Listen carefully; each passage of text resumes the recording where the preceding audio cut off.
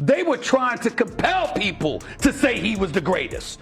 Michael Jordan didn't say that about himself. Kobe Bryant didn't say that about himself. Kareem Abdul-Jabbar didn't say that about himself. Bill Russell didn't say that about himself. Tim Duncan didn't say that about himself. Nobody said that. Nobody but him and his camp. Steph Curry hasn't said that about himself. Steph Curry has never called himself the greatest shooter of all time.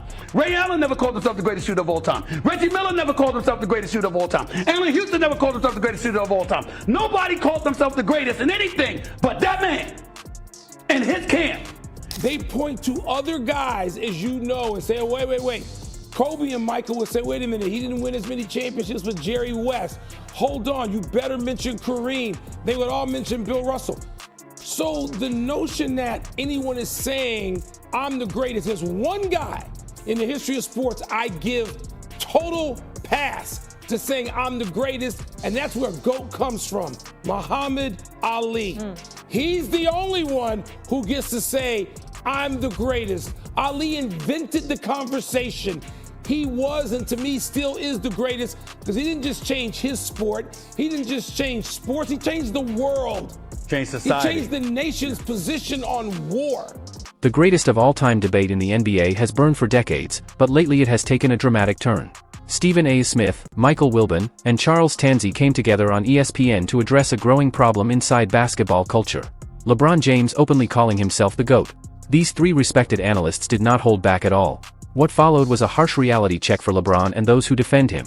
From questioning his championships to highlighting the arrogance of self-crowning greatness, the trio dismantled the narrative piece by piece. This segment serves as a wake-up call for fans who have accepted LeBron's self-proclaimed status without examining how his legacy was built. Before we go further, make sure to like, subscribe, and hit the bell so you never miss a breakdown from NBA Showdown, where we deliver truth with no sugarcoating. Charles Tanzi opens by reinforcing Stephen A. Smith's core criticism. The discussion focuses on how LeBron won his championships. Charles argues that assembling teams loaded with elite talent became a pattern throughout LeBron's career. He poses a compelling question. If Michael Jordan had taken the same route, would he have ended up with 10 rings? This forces fans to think about how titles are earned, not just how many exist. Team stacking challenges competitive purity and raises doubts about whether success came from individual dominance or calculated maneuvering. Without super teams, LeBron may not own the same number of championships, and that is the truth Charles wants exposed. He is not denying LeBron's greatness. He is saying the journey was fundamentally different from Jordan's. When legacies are compared, the path matters as much as the destination. Stephen A. Smith mistakenly exposed himself and the fact that LeBron really shouldn't be in the top three, and LeBron James stacked teams to get to where he is. So as he was talking about it, Stephen A. Smith then says he's wrong about not having LeBron in the top three, but he's right by saying had Michael Jordan stacked teams to win championships, he would have had like 10 championships. So then the question then becomes, so if LeBron never stacked teams, how many championships would he have, Stephen A. Smith? Stephen A. Smith then pushes the discussion further by targeting LeBron's branding. According to Stephen A., the issue is not debating LeBron as one of the greats. The issue is LeBron and his inner circle trying to force the public to accept him as the GOAT. That level of self-promotion separates LeBron from legends like Jordan, Kareem, Kobe, and even Steph Curry. None of them ever publicly declared themselves the greatest. They allowed history and fans to decide. By marketing himself as the GOAT, LeBron invited criticism. This goes beyond humility. It is about honoring the game and its legacy. In Stephen A.'s view, greatness should be acknowledged, not advertised. That difference creates legends who are respected, not just followed. And for him, LeBron crossed that boundary. They were trying to compel people to say he was the greatest.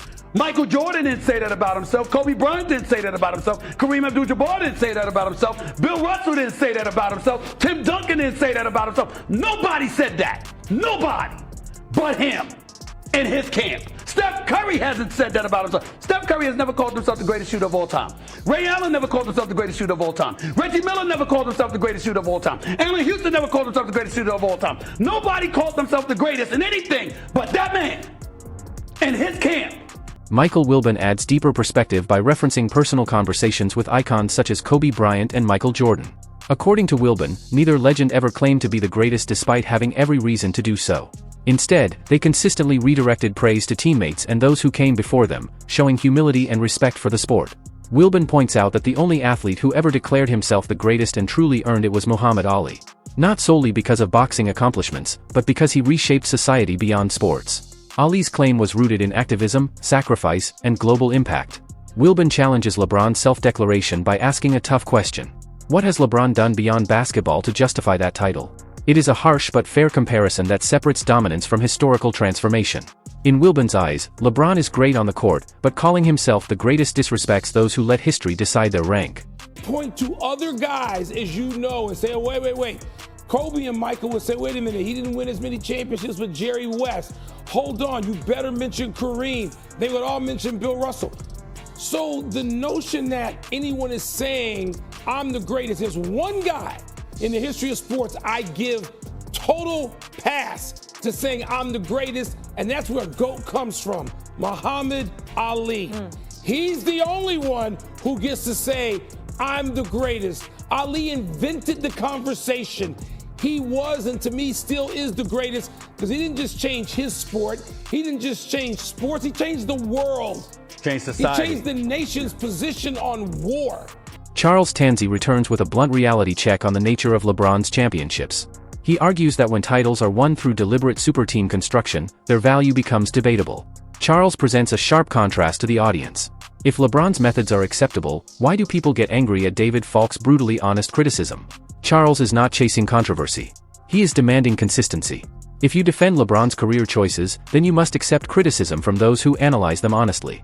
Instead, backlash erupts whenever LeBron's path is questioned, proving Charles's point. Respect should come from merit, not manipulation. Stacking talent is not the same as overcoming adversity.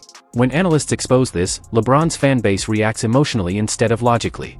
That reaction reveals the weakness of the argument. Rather, since we do know that LeBron stacked his teams and he won 4 championships, how do you respect that? And how does that get a pass? How? Because you're inadvertently admitting that LeBron did stack his teams. And that's how he won championships. So how do you respect that? How do you respect that? Or you're saying that that doesn't matter, that he stacked his team. So then why does David... Logic, or the lack of it, becomes the next focus of Charles Tanzi's argument. He says it plainly. LeBron fans and logic do not coexist. This is not meant as an insult, but a diagnosis. According to Charles, the fan base relies on emotion rather than evidence. They avoid difficult conversations, selectively choose statistics, and invent excuses whenever LeBron faces criticism. Charles is not angry at LeBron himself. He is frustrated by supporters who refuse accountability or thoughtful debate. Blind loyalty destroys meaningful basketball discussion. When logic disappears, tribalism takes over. And when tribalism dominates, real analysis dies. Charles wants fans to return to reason and evaluate greatness through principles, not feelings. Until that happens, the GOAT debate remains broken. Be beaten with logic. Logic and LeBron fans are like worst enemies. They're like worst enemies. They hate each other. The irony in all of that is that they believe that they're really, really smart. Logic and LeBron fans exist as natural enemies. They clash constantly. Ironically, many of those fans believe they are exceptionally intelligent. In one of his most direct statements, Charles Tanzi dismantles every argument used to place LeBron above Michael Jordan. He claims none of those arguments are grounded in logic. They originate from social media narratives, emotional loyalty, and personal bias. Charles has heard every defense, every debate twist, and every media spin, and he finds them empty. He does not dismiss LeBron's accomplishments. He challenges the structure of the arguments, elevating him over Jordan. When the foundation is flawed, the conclusion collapses. The debate has been polluted with noise, and that noise has built a myth. Charles draws a firm line. If you want this debate, bring facts, context, and truth. Otherwise, you are just repeating fiction for attention. Listen to every argument there is out there for why LeBron should be considered the GOAT or next to Michael. I've pretty much heard them all. And out of the abundance of arguments that I've heard, not one of them is rooted in any kind of logic or sense. It's just rooted in a bunch of nonsense, a bunch of twerking, and a bunch of honey slinging. After everything said by Stephen A. Smith, Michael Wilbon, and Charles Tanzi, the message is unmistakable. Greatness cannot be self-awarded. LeBron James is one of the most gifted athletes in NBA history, but legacy is not his decision to make. The GOAT title carries history and humility. Jordan never claimed it. Kobe never claimed it. Kareem let his resume speak. Muhammad Ali alone earned the right to say it, not only because of boxing, but because of his impact on humanity. This is the line LeBron's camp ignores. You cannot force greatness onto the world and expect acceptance. It must be earned, respected, and passed down through admiration. Until LeBron understands that, he will remain outside the realm of true GOATs. If you enjoyed this breakdown, like, subscribe, and turn on notifications so you never miss the raw truth on NBA Showdown. More heat is coming. Stay locked in.